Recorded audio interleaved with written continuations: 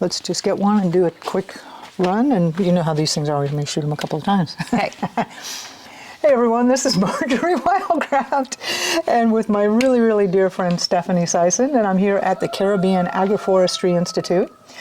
And you know, when I did that piece a little while ago talking about, you know, where you gonna go when the volcano blows, right? Mm-hmm. And I talked about why I chose Puerto Rico, despite the 1,000-foot wall of water.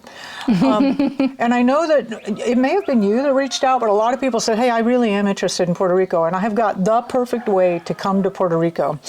And so Stephanie has a 4-day workshop coming up that will teach you how to live off-grid. Give them some deets. Sure, it's a 4-day off-grid living workshop, family-friendly, so you can bring your kids and camp out here at 1,000 feet in the jungle in Puerto Rico. We live on 36 acres here off-grid with solar and our own spring and rain catchment.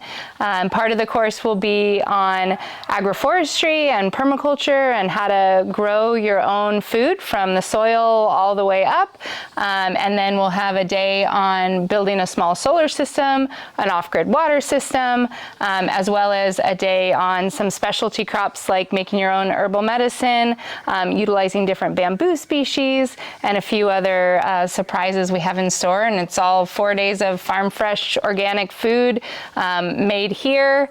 And yeah, we have a few more spots left, so we'd love to see some of your community out to join us here in Puerto Rico. Yeah, and so a couple of clarifying things. There are some close Airbnbs if somebody's not up for glamping. Yes, there are Airbnbs that are within 15 minutes or so if you're less of a camper. And how far is the beach? So we get to have that. The beach is 20 minutes away, so you can drive to the beach as well, or book a week-long trip and stay a few days here in the jungle, and then stay a few days on the coast if you want. And I'm in Rincon on the West Coast, so you'll want to come by there, and we'll have coffee or lunch together. So that'd be wonderful. So, and just to clarify, like, Stephanie is growing an unbelievable amount of food, and she's got her little daughter who's sometimes running in and out of camera here by herself. So she has really dialed in systems for food production that just, like, the minimal amount of effort possible. It's astonishing how much one woman is growing. Like, you're actively farming, like, 4 acres here or 5 acres? Yeah, we've got a lot of agroforestry systems in, and my partner takes care of the solar and water and building stuff, and then myself and little Acacia do all the plantings. We don't have employees or interns or things like that very often, and so I really focus on low maintenance, high volume, high nutrition plants for people who have lots of other things to do.